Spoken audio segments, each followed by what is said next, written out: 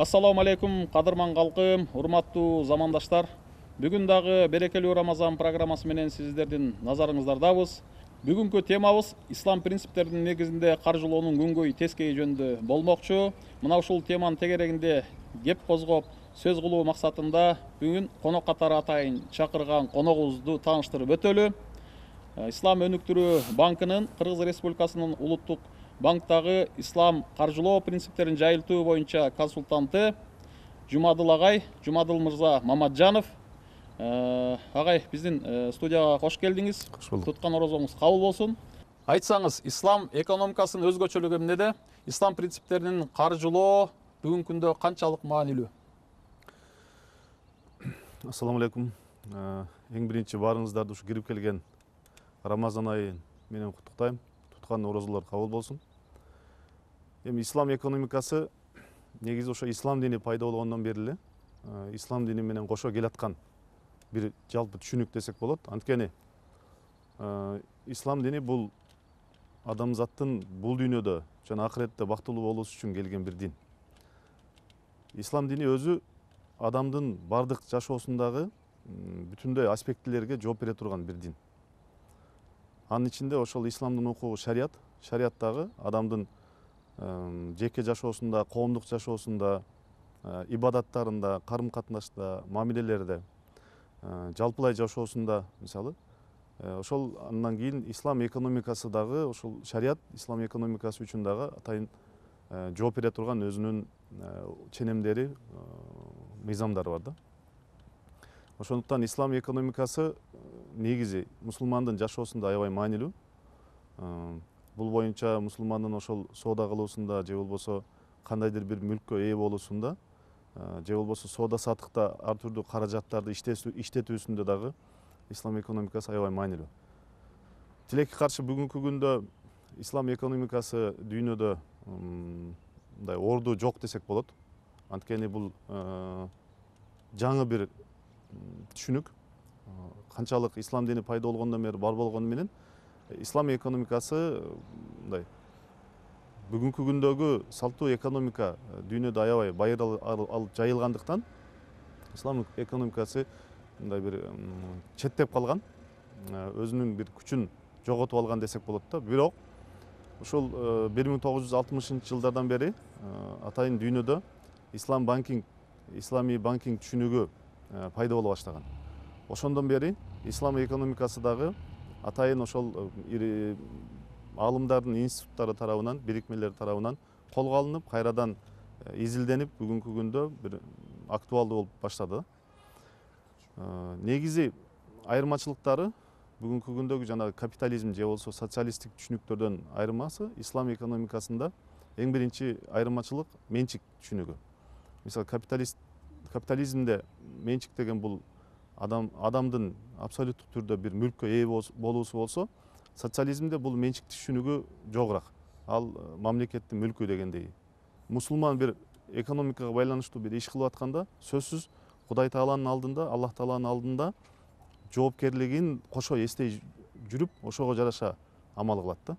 Мына ошо менен айырмаланат. Бул баягы байлык деген нерсе бул Алла Таалага гана тиешелүү жана бул мусулман үчүн аманат деп билинет экен. Ооба, мусулман үчүн аманат, анын менчиги болгону менен бирок ал Аллах Тааладан келген бир аманат катары түшүнүш керек да. Рахмат. Негизинен ошол ислам принциптеринде, ислам экономикасында белгилүү бир эреже бар. Арам нерселерге инвестиция жасалбайт деп. Ошол арам адал жөнүндө дагы айта кетсеңиз, эмненин негизинде арам адал деп аныкталат жана кимдер аныктайт? Ооба, эң биринчи биз мында шарият түшүнүгүнө токтоло кетсек, негизи шарият деген дини укуктагы адамдардын карым катнаш бири-бири менен кылган мамилелери, өзүнүн жеке ибадаты, жеке жумуштары, үй бүлөлүк маселелер, кыскасы адамга тиешелүү болгон жана бул дүйнөгө тиешелүү болгон бүтүндөй укуктук маселелерди ичине камтыган түшүнүк шарият. Ошол шарият укуктары эң биринчи ошол соода саттыкта болсун же болбосо бул каржылоо принциптеринде адал менен арамды айырмалап коет да. Бул аябай маанилүү, анткени соода саттыкта биз кайсынысы адал, эмне арам экендигин билип туруп, анан ошого жараша мусулмандардын ортосунда бир соода саттык түшүнүктөрү, карым катнаш түшүнүктөрү болушу керек да. Эми адал деген нерсе бул арам болбогондун баары адал деген негизи эреже бар шариятта.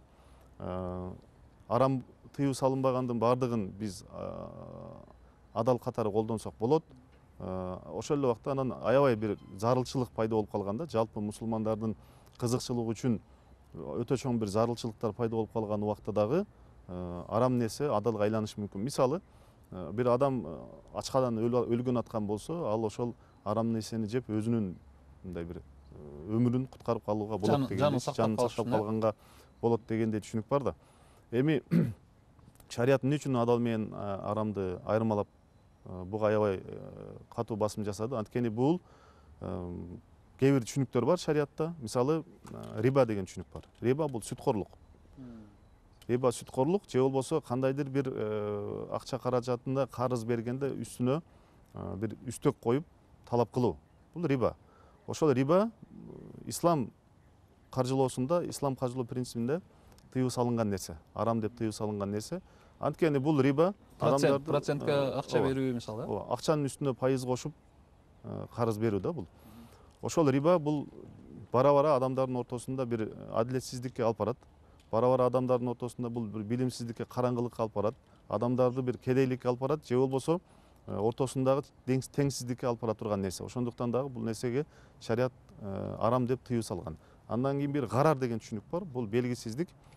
Белгисиз нерсе кандайдыр бир соода келишиминде, бүтүмүндө белгисиздик болгон болсо, ага дагы шарият түздөн-түз тыюу салат. Анткени бул дагы ошол адамдардын ортосунда көз боемочулукка, алдамчылыкка же болбосо натыйжада бир адилетсиздикке жана бири-биринин ортосунда бир карым кастыкка алып бара турган бир түшүнүк болгон үчүн дагы шарият буга тыюу салат. Рахмат. Жумадал агай, айтсаңыз, бүгүнкү күндө ошол Кыргызстандагы абал жөнүндө айтсак, ислам принциптеринин негизинде каржылоонун бир аз тарыхына Кыргызстандагы токтоло кетсеңиз, жана ошо ислам принциптеринин негизинде каржылоонун абалы кандай, атаандаштыкка туруштук бере алабы жана келечеги сиздин оюңузча кандай болмокчу? Эми ислам каржылоо принциптери Кыргыз Республикасынын аймагында бул жаңы нерсе. Ошол 2013 жылдардан кийин акырын бул кире баштаган бир система десек болот. Анткени негизи ислам банкинги бул өзү дүйнөдө 1960-70 жылдары ортого чыккан. Пайда болгон десек болот. Анткени банк системасына исламда мурда бир орун жок болгон. Кийинчерээк ошол ислам аалымдары же ислам экономисттери, финансисттери атайлап ошол ислам каржы түшүнүктөрүн ислам банкына, банк системасына мындай кийде баштаган да. Ал эми Кыргыз Республикасынын аймагына эгемендүүлүк алгандан кийин, ошол 2000 жылдардан кийин бул акырындап кире баштады. Бирок мунун укуктук ченемдик актылары атайын кабыл алынган. Бул 2012 жылдардан кийин сөзгө алына баштаган. Эми Кыргыз Республикасынын аймагында бүгүнкү күндө атайын чоң ислам банкы жок. Бирок ислам принциптери менен иштеген банктарда атайын ошондой ислам терезелери бар. Бүгүнкү күндө 2-3 банк ошол ислам терезелери менен иштейт. Ошол эле учурда микрофинанс же болбосо микро каржы системасы менен да иштеген 4-5 бизде институт бар, каржы институту бар. Негизи ислам дини Кыргыз Республикасынын аймагында тутула баштагандан кийин, бизде дин тутуу эркиндиги пайда болгондон кийин адамдардын ортосунда албетте намаз, орозо деген түшүнүктөрдөн өткөндөн кийин адамдардын ортосунда мындай бир соода сатыкта же болбосо бир карым катнаш соода мамилелеринде бул арам менен адалды ажыратуу сыяктуу же болбосо ошо мусулмандар өзүнүн күнүмдүк жашоосунда динди ишке ашыруусунда сөзсүз суроолор келип чыгат. Бул замандын талабы. Анткени мусулман бир гана намаз окуп коюп же орозо кармап коюп эле ошо менен эле жетиниши керек жана мусулман жашоосу ошол эле деген нерсе жок. Мусулман сөзсүз баягы соода сатык кылат, бири-бирине акча карыз бериши мүмкүн, же болбосо чоң бир бизнестерди жасашы мүмкүн. Ошол соода мамилелеринде же болбосо каржы түшүнүктөрүндө сөзсүз исламга таянышы керек да. Ошондуктан дагы бул бир замандын талабы жана бизде мамлекетте адамдардын талап кылган нерсесине мамлекет шарт түзүп берет да. Ошол максатта жогорку кеңеште бул нерселер каралган убагында мунун мыйзамдуу жактары да каралып чыккан да. Эми Кыргызстандын аймагында бүгүнкү күндө ислам каржылоо принциптери менен иштеген бир тармак 2-3% жетти десек болот. Бул тармак аябай тездик менен өсүп келатат деп айта албайбыз, бирок салыштырмалуу түрдө адамдар тарабынан буга кызыгуу бар. Эң негизгиси бул ислам каржылоо принциптерин адамдарга, бир жарандарга биз жакшыраак түшүндүрүп жеткизишибиз керек. Анткени көпчүлүк учурларда муну салттуу банкинг менен же болбосо салттуу кредит түшүнүктөрү менен айырмалай албай калган биздин жарандарыбыз көп да. Ошондуктан бул эми акырындап түшүндүрүү иштери менен, анан ошол эле учурда эгерде келечекте ошо ислам банктары ачылган болсо, ошо ислам банктары аркылуу бул нерселер буюрса элибиздин арасында кеңири жайылат деген ойдобуз.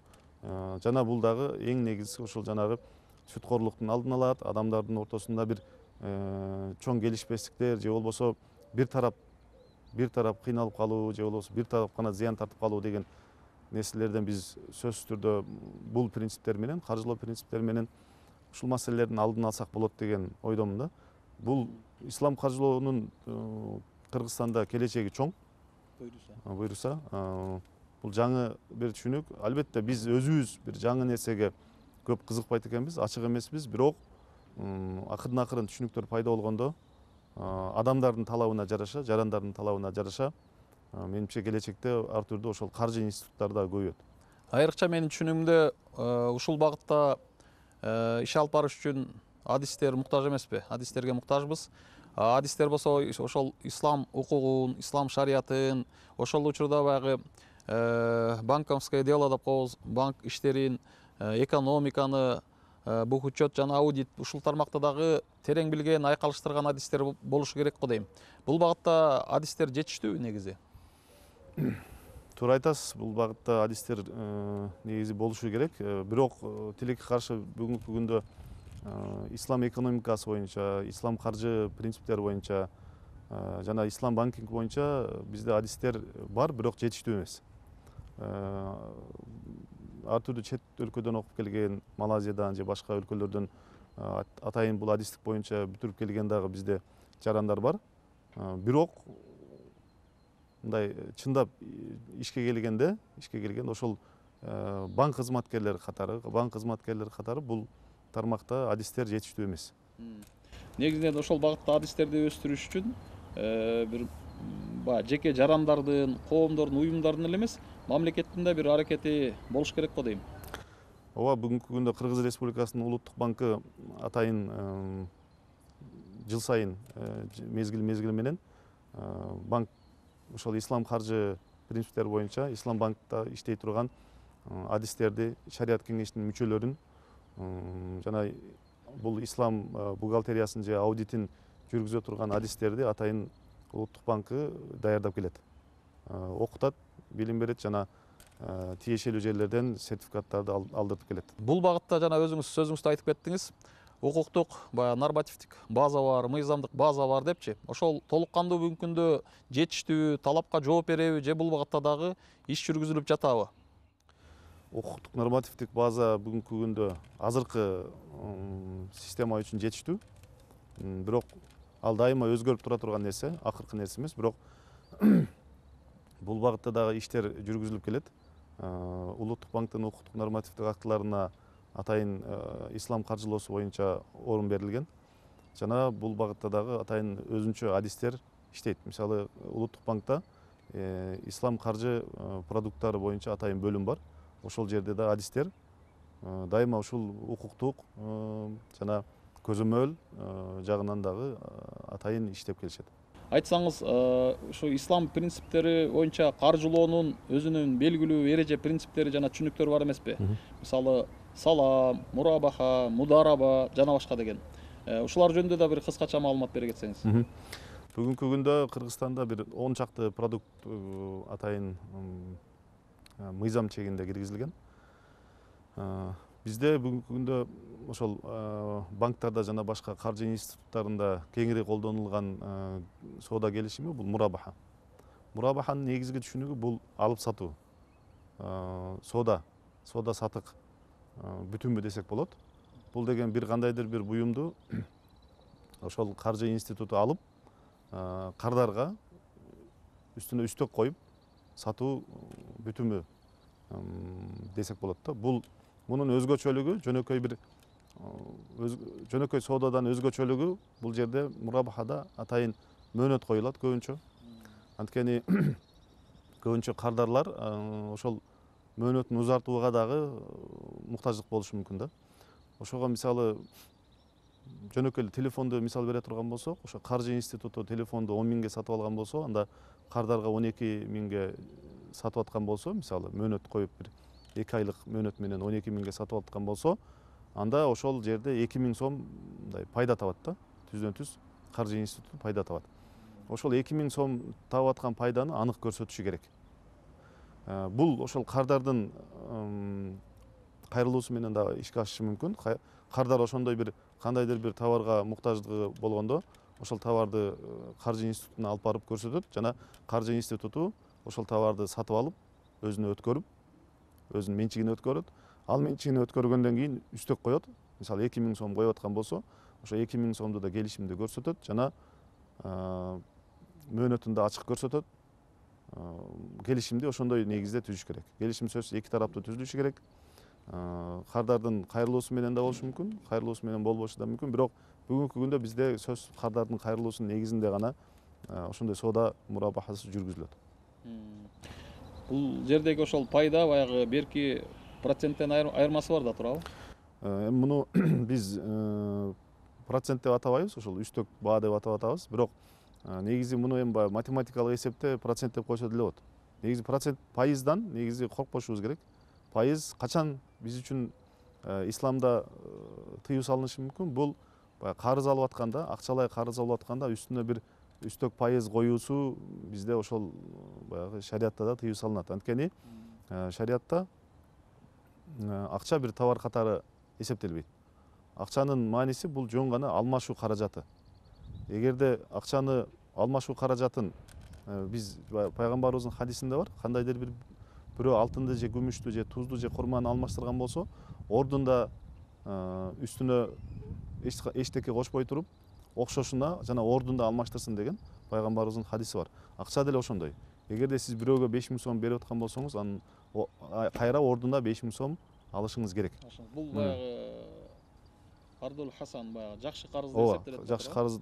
Ооба, муну карыз деп дагы атасак болот. Кард хасан же болбосо мунун үстүнө эгерде акча кошула турган болсо, анда бул жерде сөзсүз риба болуп калат. Жана ушул арам болуп калат. Сиз айтып аткан пайыз ушул жерде жана арам болуп эсептелет да. Жанагы буюмду алып сатканда белгилүү бир мөөнөткө төлөө мүмкүнчүлүгүн да берип атпайбы, жеңилдик турабы? Ошол учурда баягы учурдагы шартты эсепке алуу менен дагы ошол сиз айткан үстөк баа кошулат да. Бул ошол соодага кирет да, турабы? Соодага кирет. Себеби Алла Таала Куранда сооданы адал кылдым, рибаны процент арам кылдым деп баян кылып атпайбы? Айтсаңыз, бул светтик көз карашты кармангандар бүгүнкү күндө шарият укуктун булагы боло албайт деген сөздөрүн айтышууда да. Ошон үчүн баягы жарандык кодекске ушул исламдын негизинде жана каржылоо эрежелерин жарандык кодекске киргизүүгө каршы болушкан да. Ошон үчүн шарият жашообуздун булагы да чын-чынына келгенде. Укуктун булагы боло алабы, боло албайбы шарият? Жогоруда айттык го, шарият негизи мусулмандын жашоосунда бардык аспектилерине жооп берет. Кандай гана маселе болбосун, медицина болсун, экономика болсун, жеке жашоосу болсун, коомдук жашоосу болсун, тамак ашында, ибадаттарында шарият мусулмандын бардык мындай жашоосунун бардык бөлүктөрүндө шарият негизи кийлигишет. Кийлигишет дегенде ага жооп берет жана шарият өзүнүн ошол жердеги максаттарын көздөйт. Мисалы, шариаттын негизги 5 максаты бар деп жүрөбүз. Бул эң биринчи, мисалы, мусулмандын динин коргоп берет да. Мындайча айтканда, мусулман өзүнүн бүгүнкү күндө мисалы орозосун ээн эркин кармашы керек, намазын каалагандай окушу керек, өзүнүн ибадатын ээн эркин жүргүзүшү керек да, мындай диний түшүнүктөрүн иш алып барыш керек. Бизге буга Кыргыз Республикасынын бүтүндөй мыйзамдары жол берет.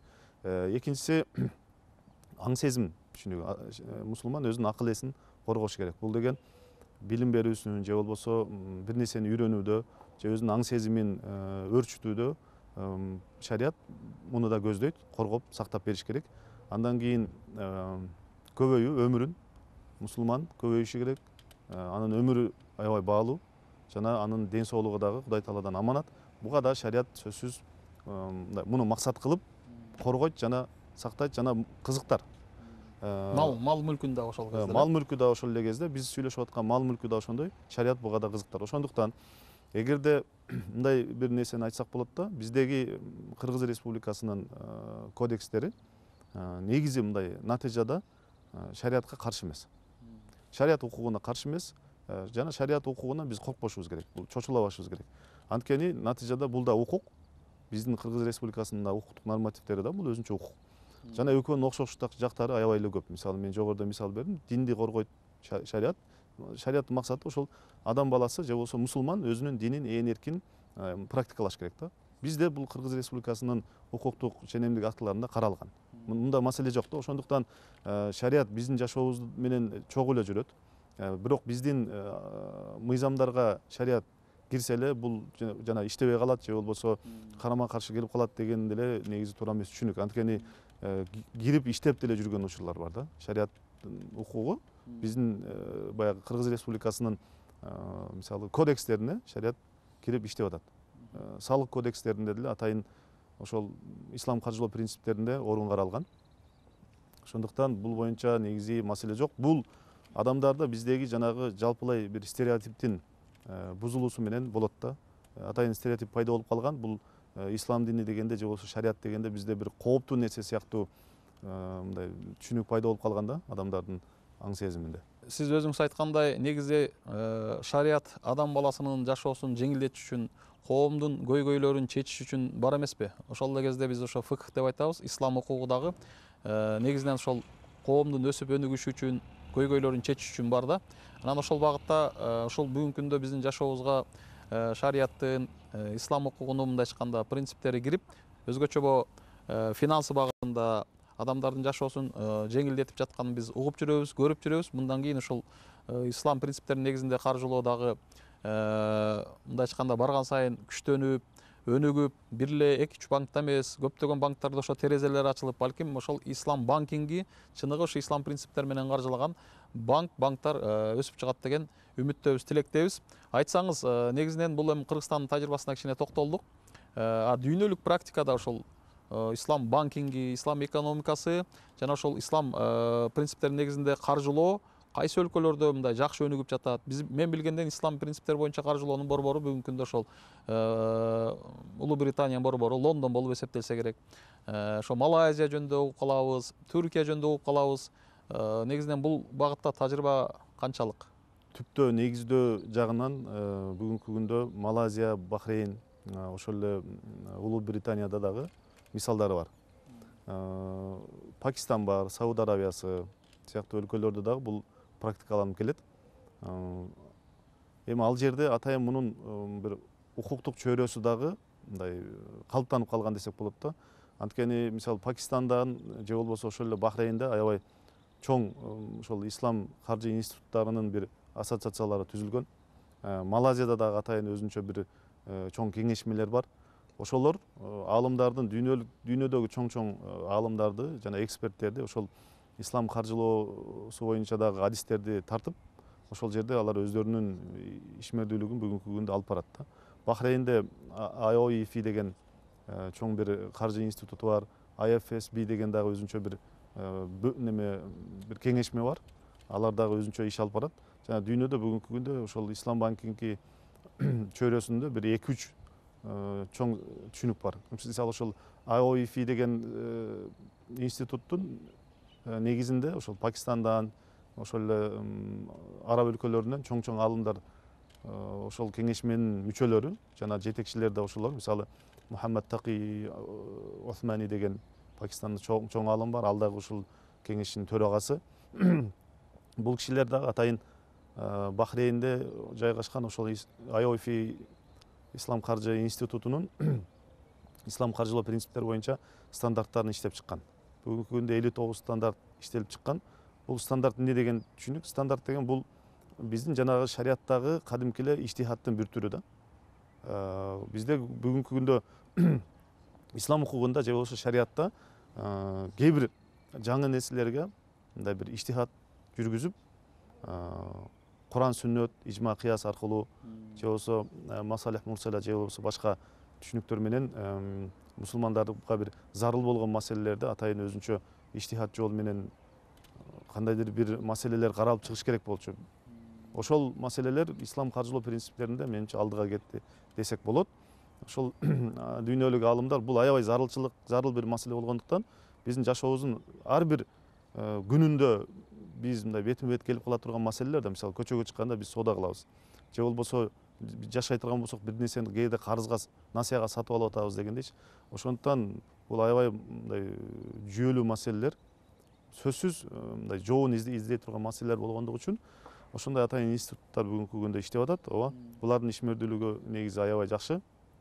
Бирок келечекте дагы булардын мындай институттардын кыла турган чоң иштери бар да. Айтсаңыз, жана ошол Малайзияда, Бахрейнде, Пакистанда деп айтып өтпөдүңүз. Ошол жактагы ошол институттар менен кызматташкан, ошондой белгилүү бир институттарда окуп, тажрыйба топтоп, ошол жерлердин сертификатын алган, бүгүнкү күндө ошо кесипкөй адис, аалымдардан турган шарияттык кеңештер бар да. Ошолордун негизинде банктарыбыз иш алып барат да туурабы? Ошолор жөнүндө айтып кетсеңиз, функциясы жөнүндө. Негизи жана биз жогоруда айтпадыкпы, шарияттын өзүнүн булактары бар. Kur'an, sünnet, icma, kıyas misal. Bul Kur'an, sünnet bul şeriattın negizgi bulактары. Ал эми icma, kıyas bul экинчи даражадагы булактары десек болот да. Жумадул агай, сизге терең ыраазычылык билдиребиз. Адам баласы үчүн, мусулман үчүн адал жолдо ырыскы таап жашоо, ошол тапкан ырыскысын кайра адал жолдо сарптоо эки дүйнөлүк маанилүү маселе болсо керектир да. Ошондуктан урматтуу элим, адалдыкты туу тутуп, өсүп өркүндөгөн өлкөлөрдөн бололу. Туткан орозоңуздар кабыл болсун, бар болуңуздар, аман болуңуздар, жараткан Алла Таалага аманат болуңуздар. Ассаламу алейкум ва рахматуллахи ва баракатух.